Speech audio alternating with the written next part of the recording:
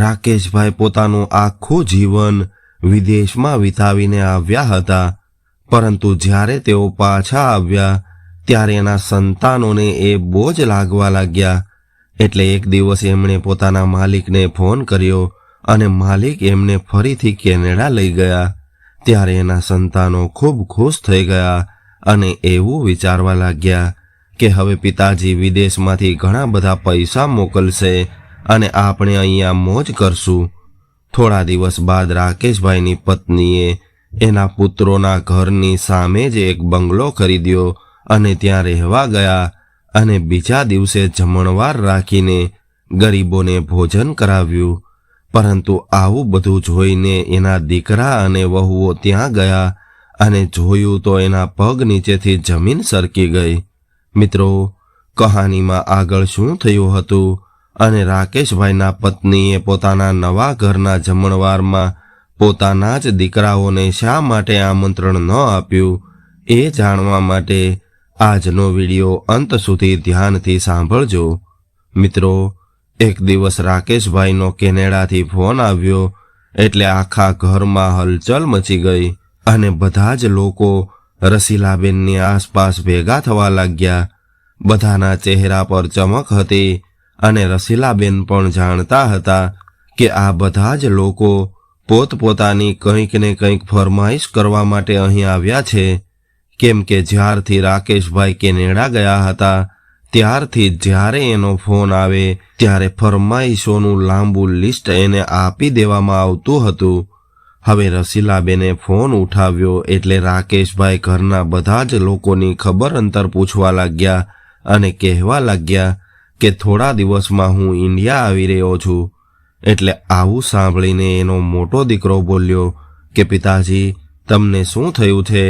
તમે શા માટે અહીંયા પાછા આવી રહ્યા છો? અરે, ત્યાં તો તમારે સારી એવી નોકરી છે, તો પછી એ નોકરી છોડીને અહીંયા શા માટે આવો છો? અહીંયાની પરિસ્થિતિ તો તમે જાણો છો કે અહીંયા રહીને તો મૃત્યુ સુધી કામ કરવું પડે છે. ત્યારે રાકેશભાઈએ કહ્યું કે બસ બેટા, હવે મારો પરદેશમાં રહેવાનો સમય પૂરો થઈ ગયો છે.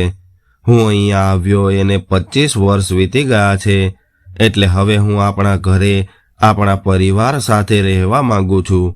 હવે મારી પણ એવી ઈચ્છા છે કે હું મારા સંતાનો અને પૌત્ર પૌત્રીઓ સાથે મારું બાકી રહેલું જીવન વ્યતીત કરું. રાકેશભાઈ ખૂબ પ્રેમ ભર્યા સ્વરમાં આવું કહી રહ્યા હતા, પરંતુ અહીંયા તો બધા જ લોકો આવું સાંભળીને હેરાન રહી ગયા. થોડા સમય પહેલા જે લોકો રસીલાબેનની આસપાસમાં ભેગા થઈ રહ્યા હતા તેઓ ધીમે ધીમે વિખેરાવા લાગ્યા અને રસીલાબેન ફોન પકડીને એકલા રહી ગયા. ત્યારબાદ એમણે એક ઊંડો શ્વાસ લીધો અને રાકેશભાઈને પૂછવા લાગ્યા કે તમે ક્યારે આવો છો? ત્યારે રાકેશભાઈએ પોતાના આવવાની તારીખ જણાવીને ફોન મૂકી દીધો. પરંતુ રસીલાબેન તો ફોન હાથમાં પકડીને ચૂપચાપ બેસી રહ્યા અને એ બેઠા બેઠા પોતાના દીકરાઓના બદલાયેલા ચહેરા જોઈ રહ્યા હતા. એટલે તેમને એ દિવસ યાદ આવવા લાગ્યો જ્યારે આજથી 25 વર્ષ પહેલા રાકેશભાઈ નોકરીની શોધમાં જ્યાં ત્યાં ભટકતા હતા અને 32 વર્ષની ઉંમરે 3 બાળકો અને વૃદ્ધ માતા પિતાની જવાબદારી, આ બધું એની રાત દિવસની પરેશાનીનું કારણ હતું. ઇન્ડિયામાં એને એવો કોઈ રોજગાર ન મળ્યો કે તેઓ પોતાના પરિવારનું ભરણ પોષણ કરી શકે. એટલે થાકીને એમણે કેનેડા જવાનો નિર્ણય કર્યો. કેનેડામાં એને સારી નોકરી મળી ગઈ અને તેઓ એવી રીતે કેનેડા ગયા કે ફરીથી ક્યારેય એમને ઇન્ડિયા પાછા આવવાનો મોકો જ ન મળ્યો. હવે રાકેશભાઈ કેનેડા ગયા અને રસીલાબેન અહીંયા એના માતા પિતાની સેવા કરવા લાગ્યા અને પોતાના બાળકોને ભણાવવા લાગ્યા. રાકેશભાઈ દર મહિને ઘણા બધા રૂપિયા મોકલતા હતા અને થોડા વર્ષો બાદ એના સાસુ સસરાનું અવસાન થઈ ગયું. હવે રસીલાબેને અહીંયા રહીને એના 3 દીકરાઓને ખૂબ ભણાવ્યા ગણાવ્યા અને તેઓ સારી નોકરી કરવા લાગ્યા. અને જ્યારે દીકરાઓના લગ્નનો સમય આવ્યો ત્યારે પણ રાકેશભાઈ પોતે ન આવી શક્યા, પરંતુ એણે ત્યાંથી પોતાના સંતાનો માટે ઘણા બધા પૈસા મોકલી દીધા. ઘરમાં ઘણા બધા પૈસા આવ્યા હતા એટલે રસીલાબેને ખૂબ ધામધૂમથી દીકરાઓના લગ્ન કરાવ્યા અને ઘરમાં વહુઓ આવી ગઈ. ધીરે ધીરે સમય વીતવા લાગ્યો અને આ બાજુ રાકેશભાઈ જ્યારે પણ ઇન્ડિયા આવવાની કોશિશ કરતા ત્યારે એના માર્ગમાં કોઈને કોઈ અવરોધ આવી જતો. જો કે એનું મન પોતાના સંતાનોને મળવા માટે ખૂબ બેચેન હતું, પરંતુ નોકરીની જવાબદારીના કારણે તેઓ ઇન્ડિયા ન આવી શક્યા. હવે રાકેશભાઈની 57 વર્ષની ઉંમર થઈ હતી અને એનું મન કેનેડાથી ભરાઈ ગયું હતું. એટલે એમણે પોતાના બોસ સાથે વાત કરી લીધી કે મારે હવે ઇન્ડિયા પાછું જવું છે. એનો બોસ પણ રાકેશભાઈનું ખૂબ ધ્યાન રાખતો હતો, એટલે એણે રાકેશભાઈની વાત માની લીધી. હવે જે સમયે રાકેશભાઈની ફ્લાઇટ એરપોર્ટ પર ઉતરી ત્યારે એની આંખો ચમકી રહી હતી અને એવું વિચારી રહ્યા હતા કે મારો આખો પરિવાર મને લેવા માટે આવ્યો હશે અને એ લોકો મને મળવા માટે ખૂબ આતુર હશે. હવે રાકેશભાઈ પોતાનો સામાન લઈને એરપોર્ટમાંથી બહાર નીકળ્યા અને જોયું ત્યારે એને એક ઝટકો લાગ્યો, કારણ કે ત્યાં રસીલાબેન સિવાય બીજું કોઈ નહોતું. મિત્રો, 25 વર્ષ પહેલાના રસીલાબેન અને આજના રસીલાબેનમાં જમીન આસમાનનો ફરક હતો અને રાકેશભાઈ પણ બદલાઈ ગયા હતા. હવે બંને જણા જુવાનીમાંથી વૃદ્ધાવસ્થામાં આવી ગયા હતા. રાકેશભાઈને જોઈને રસીલાબેને એના ચરણ સ્પર્શ કર્યા એટલે રાકેશભાઈ પૂછવા લાગ્યા કે રસીલા, તું એકલી આવી છો? આપણા દીકરાઓ તારી સાથે નથી આવ્યા? આવું સાંભળીને રસીલાબેન થોડી વાર માટે મૌન થઈ ગયા, પરંતુ થોડી વાર બાદ કહેવા લાગ્યા કે આપણા ત્રણેય દીકરાઓને આજે રજા ન મળી શકી, એટલે હું પોતે જ તમને લેવા માટે આવી છું. ત્યારબાદ રસીલાબેને ઘરે જવા માટે રિક્ષા બોલાવી એટલે રાકેશભાઈ ફરીથી ચોંકી ગયા અને પૂછવા લાગ્યા કે રસીલા, તું ગાડી લઈને કેમ ન આવી? આપણા ઘરમાં 3 ગાડીઓ છે, તો પછી રિક્ષામાં કેમ આવી છે? ત્યારે રસીલાબેન બોલ્યા કે આપણી 3 ગાડીઓ તો આપણા દીકરાઓ લઈને જાય છે અને આમ પણ મારે ક્યાં બહાર જવાનું હોય છે કે હું મારી પાસે ગાડી રાખું? આપણું ઘર પણ નજીક છે, એટલે હમણાં જ પહોંચી જઈશું. આવું સાંભળીને રાકેશભાઈ ખામોશ થઈ ગયા અને થોડી વારમાં જ ઘર આવી ગયું. ઘરે આવીને જોયું તો રાકેશભાઈનું સ્વાગત કરવાની કોઈ પણ પ્રકારની તૈયારી નહોતી કે ન તો ઘરમાં કોઈ રોનક હતી. બધા જ લોકો પોતપોતાના કામે ગયા હતા. એટલે રાકેશભાઈએ પૂછ્યું કે ઘરમાં કેમ આટલી બધી ખામોશી છે? ત્યારે રસીલાબેન બોલ્યા કે તમે પહેલા ભોજન કરીને આરામ કરો, સાંજ સુધીમાં બધા પોતપોતાના કામ પરથી ઘરે આવશે, ત્યારે જ તમારી એની સાથે મુલાકાત થશે. મિત્રો, એના દીકરાઓ તો કામે ગયા હતા, પરંતુ વહુઓ તો ઘરમાં જ હતી. છતાં પણ 3માંથી એકેય વહુ રાકેશભાઈને મળવા પણ ન આવી. હવે રાકેશભાઈએ ભોજન કર્યું અને પોતાના રૂમમાં જઈને સૂઈ ગયા. જ્યારે એની આંખ ખુલી ત્યારે ઘરમાં થોડો અવાજ થઈ રહ્યો હતો, એટલે તેઓ ઝડપથી ઊભા થઈને બહાર નીકળ્યા અને જોયું તો ઘરમાં ખૂબ રોનક હતી. 3 દીકરાઓ કામ પરથી પાછા આવી ગયા હતા. એમની પત્નીઓ પણ તૈયાર થઈને હોલમાં ફરી રહી હતી. નાના બાળકો રમી રહ્યા હતા. એટલે રાકેશભાઈ હસતા હસતા આગળ વધ્યા અને હોલમાં ગયા. રાકેશભાઈને એમ હતું કે મને જોઈને બધા જ લોકો મને વળગી પડશે, પરંતુ જ્યારે એના મોટા દીકરા અનિલની નજર રાકેશભાઈ પર પડી ત્યારે એ કહેવા લાગ્યો કે અરે પપ્પા, તમે પાછા આવી ગયા. અમે તમને કેટલી ના પાડી હતી, પરંતુ તમે તો તમારા મનનું ધાર્યું જ કરો છો. ચાલો, હવે આવી ગયા છો તો હું શું કહી શકું? આટલું કહીને એ ખુરશી પર બેસી ગયો, પરંતુ નાનો દીકરો જીતુ અને શ્યામ બંને ઊભા થઈને આવ્યા અને રાકેશભાઈને ગળે લાગ્યા. વહુઓએ પણ આવીને આશીર્વાદ લીધા, પરંતુ કોઈના વર્તનમાં એવો ઉત્સાહ નહોતો જે રાકેશભાઈને જોઈતો હતો. હવે ખાવાનું ગોઠવી દેવામાં આવ્યું હતું, એટલે રાકેશભાઈ ચૂપચાપ ડાઇનિંગ ટેબલ તરફ આગળ વધ્યા અને ડાઇનિંગ ટેબલની મેઇન ખુરશી પર બેસવા ગયા. ત્યારે જ એની મોટી વહુ બોલી કે પિતાજી, તમે ત્યાં ન બેસો, ત્યાં તો અનિલ બેસે છે અને અનિલની બાજુમાં હું બેસું છું. આવું સાંભળીને રાકેશભાઈ શરમ અનુભવવા લાગ્યા અને ચૂપચાપ એ ખુરશીએથી ઊભા થઈ ગયા અને અનિલ આવીને ત્યાં આરામથી બેસી ગયો. હવે ધીમે ધીમે બધા જ લોકો પોતપોતાની ખુરશીઓ પર બેસી ગયા, પરંતુ રાકેશભાઈ માટે કોઈ ખુરશી ખાલી નહોતી. આ બાજુ રસીલાબેન ચૂપચાપ આ બધું જોઈ રહ્યા હતા, એટલે એ પોતાની જગ્યાએથી ઊભા થઈ ગયા અને કહેવા લાગ્યા કે તમે રૂમમાં અંદર બેસી જાઓ, હું તમને ત્યાં જ ખાવાનું આપું છું. પોતાના પરિવારનું આવું વર્તન જોઈને રાકેશભાઈ હેરાન હતા કે મારા સંતાનો આવી રીતે મારું સ્વાગત કરશે એવી તો મેં કલ્પના પણ કરી નહોતી. રાકેશભાઈએ પોતાના દીકરાઓ તરફ જોયું, પરંતુ કોઈ પણ એના તરફ ધ્યાન નહોતું આપી રહ્યું. બધા જ પોતપોતાની પત્નીઓ સાથે વાતો કરતા હતા. ત્યારે રસીલાબેને એમનો હાથ પકડીને એવું કહ્યું કે અહીંયા ઊભા રહેવાનો કોઈ ફાયદો નથી, એટલે તમે અંદર જઈને બેસી જાઓ.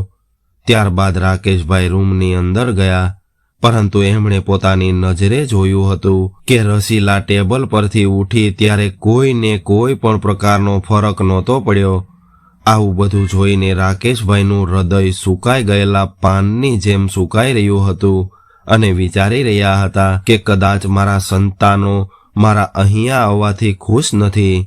ત્યારબાદ રૂમમાં જઈને એણે પોતાની પત્નીને પૂછ્યું, એટલે રસીલાબેન કહેવા લાગ્યા કે આપણા દીકરાઓ એવું ચાહતા હતા કે તમે ત્યાં જ રહો, કેમ કે અનિલ પોતાનો બિઝનેસ કરવા માંગતો હતો, એટલા માટે એને પૈસા જોઈએ છે. જીતુને પણ એક નવો પ્લોટ ખરીદવો હતો, એના માટે પૈસા જોઈએ છે, પરંતુ તમે અહીંયા આવી ગયા એટલે તેઓ થોડા નિરાશ થયા છે. ત્યારે રાકેશભાઈ બોલ્યા કે રસીલા, મેં 25 વર્ષ કેનેડામાં રહીને વિતાવ્યા છે અને હવે કેનેડાથી મારું મન ભરાઈ ગયું હતું અને હું મારા પરિવાર સાથે રહેવા માંગતો હતો, એટલા માટે અહીં આવ્યો છું. આટલું કહીને રાકેશભાઈ જોર જોરથી રડવા લાગ્યા. રાકેશભાઈને રડતા જોઈને રસીલાબેન પણ રડવા લાગ્યા.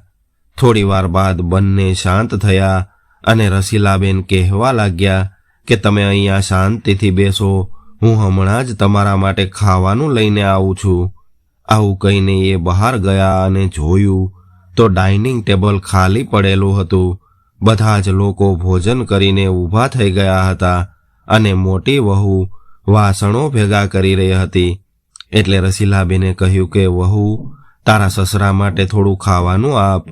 આવું સાંભળીને વહુ ચોંકી ગઈ અને કહેવા લાગી કે અરે માજી, ખાવાનું તો પૂરું થઈ ગયું છે, બધી જ રોટલીઓ પણ પૂરી થઈ ગઈ છે, એટલે તમે એક કામ કરો, એને બહારથી મંગાવીને આપી દો. આવું કહીને વહુ વાસણો ભેગા કરીને રસોડામાં ગઈ, પરંતુ વહુની આવી વાત સાંભળીને રસીલાબેન હેરાન રહી ગયા, કેમ કે બહારથી ખાવાનું કેવી રીતે મંગાવવું એ રસીલાબેનને આવડતું નહોતું. એટલે એમણે એવું વિચાર્યું કે હું મારા દીકરા જીતુને કહી દઉં, એટલે એ પોતાના મોબાઈલમાંથી ખાવાનું મંગાવી દેશે. આવું વિચારીને તેઓ જીતુના રૂમ પાસે આવ્યા અને જ્યારે એમણે દરવાજો ખોલવા માટે હાથ ઊંચો કર્યો ત્યારે અંદરથી જીતુનો અવાજ આવી રહ્યો હતો અને એ એની પત્નીને કહી રહ્યો હતો કે હવે હું શું કરી શકું, પિતાજી પણ પાછા આવી ગયા છે, એટલે મજબૂરી છે, એટલે થોડા દિવસ તું સહન કરી લે.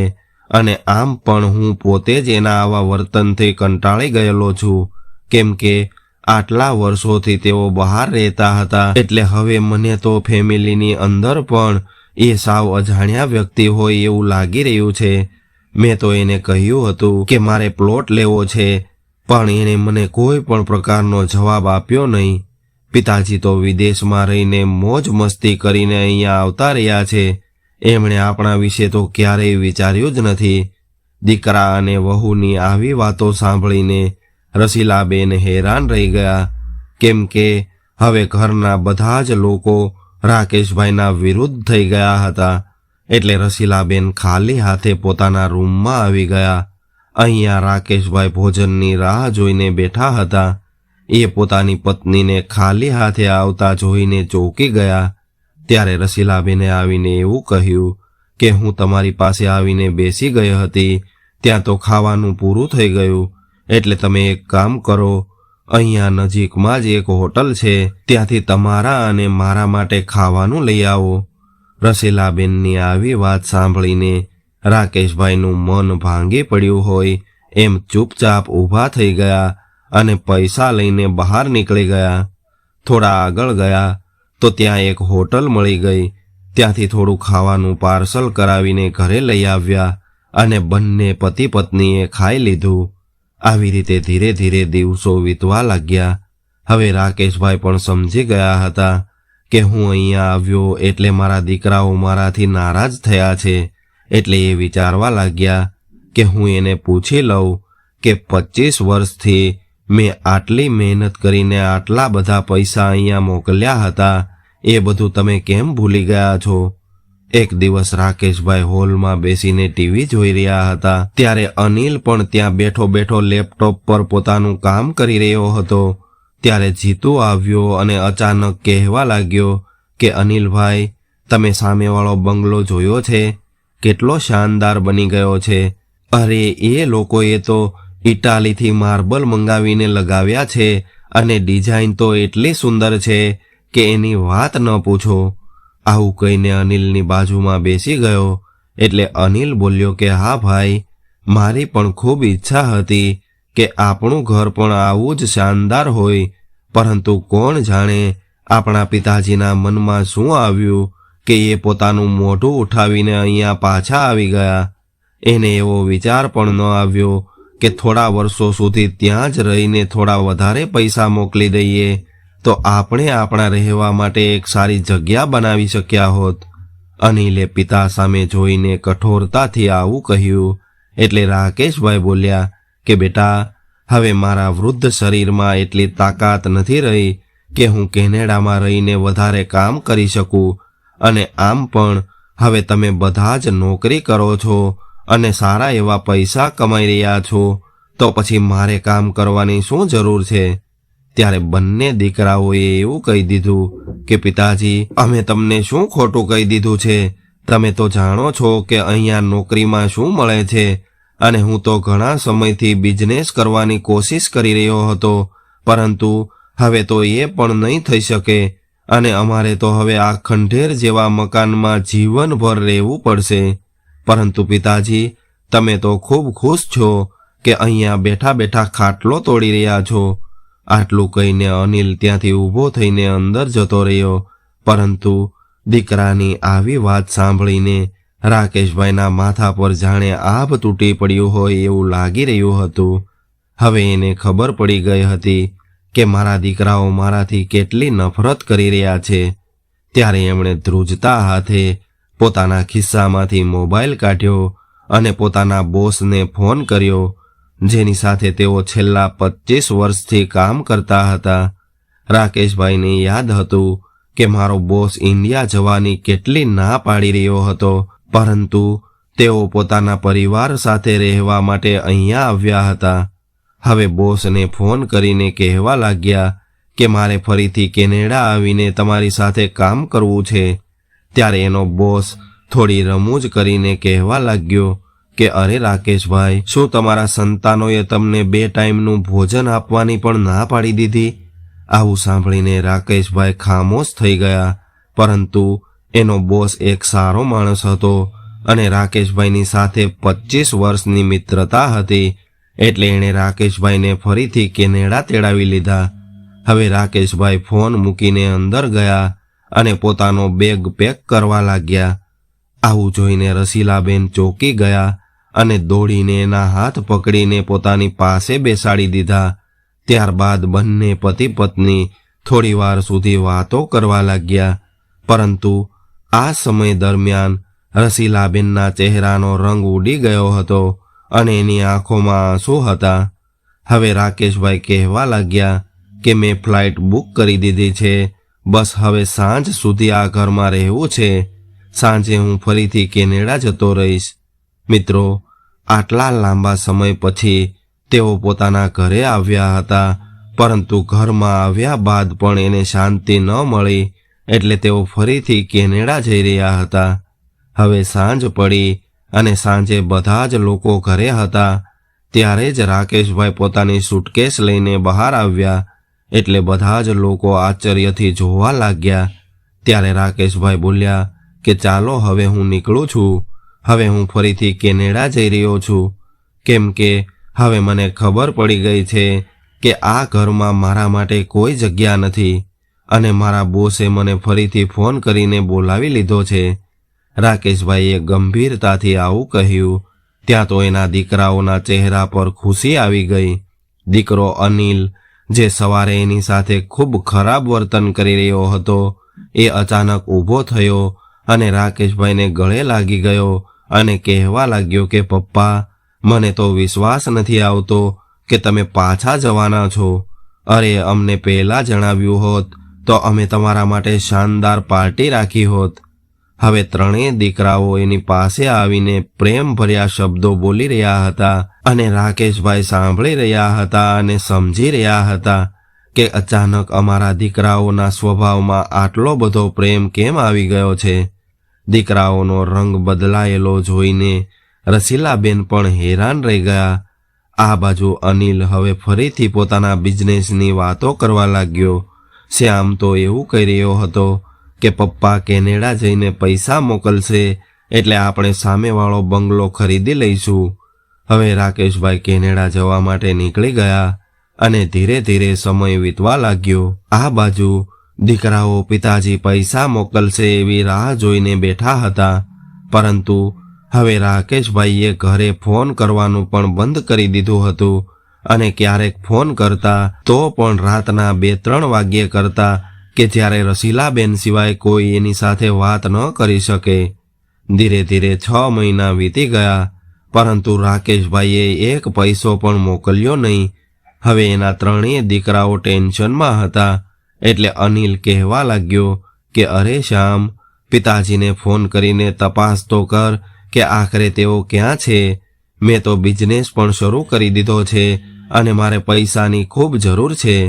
આવું કહીને અનિલ પરેશાન થવા લાગ્યો અને પૈસા ન મળવાના કારણે રસીલાબેન પર ગુસ્સો કરવા લાગ્યો, પરંતુ રસીલાબેને પણ કામ વગર બોલવાનું બંધ કરી દીધું હતું।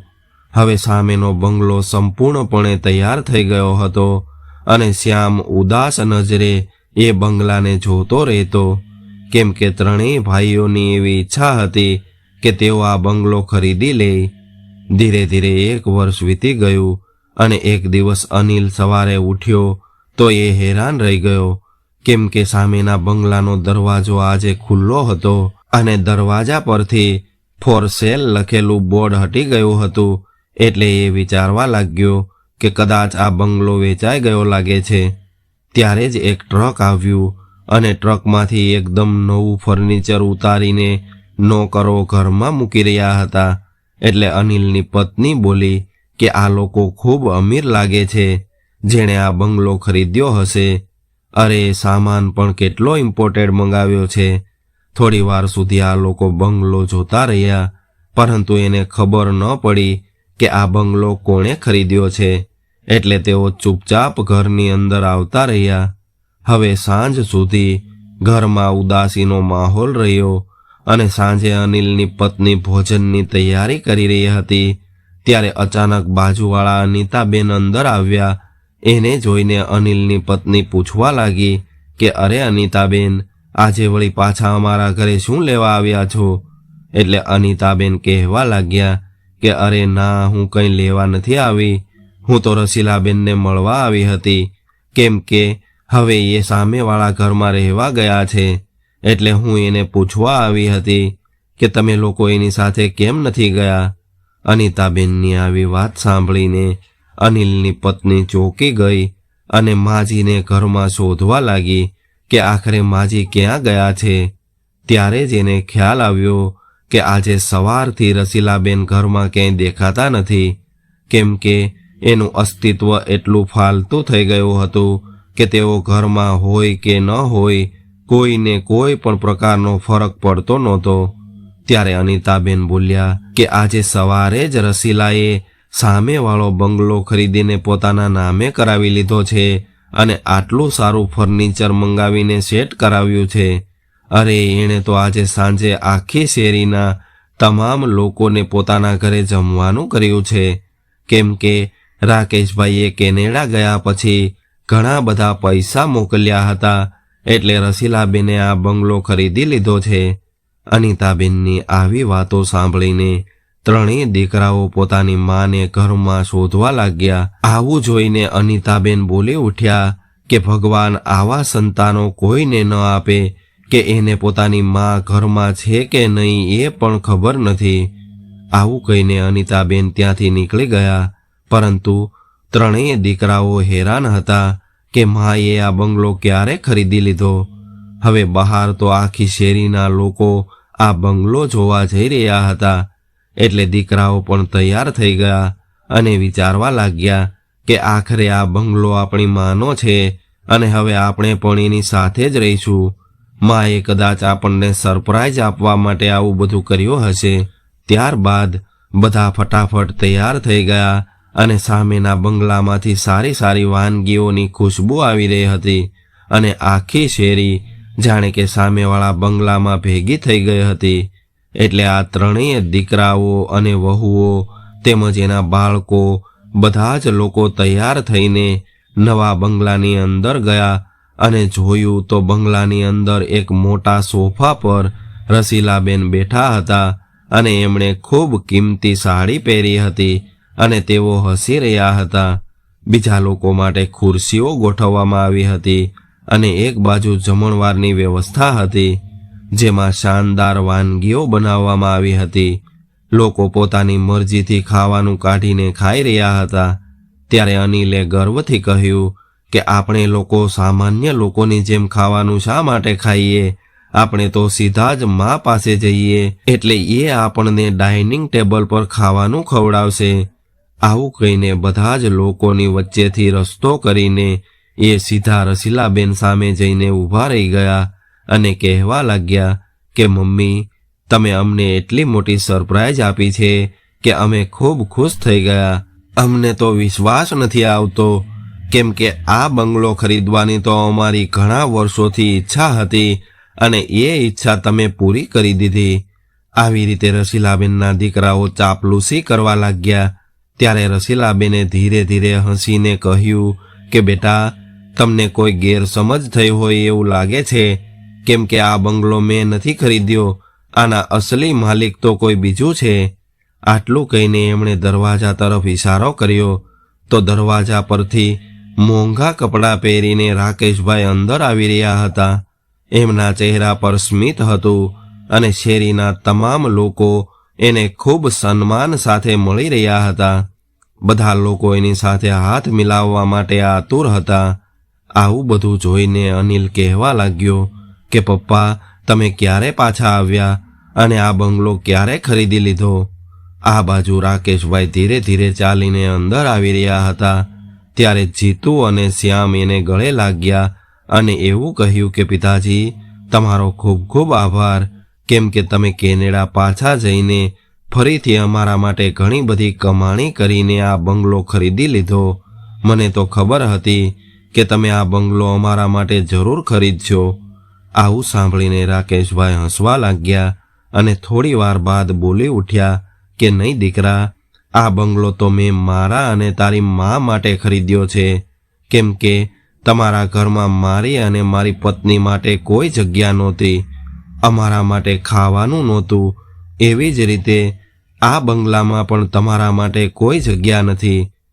અત્યારે શેરીના તમામ લોકો અહીંયા આવ્યા છે અને ભોજન કરી રહ્યા છે, એટલે તમે લોકો પણ એની સાથે ભોજન કરી લ્યો અને ખાવાનું ખાઈને પાછા તમારા ઘરે જવા માટે નીકળી જાઓ.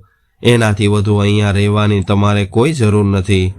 રાકેશભાઈ આટલું કહીને પાછળ ફરી ગયા, પરંતુ પિતાજીની આવી વાત સાંભળીને ત્રણેય દીકરાઓ નિરાશ થઈ ગયા.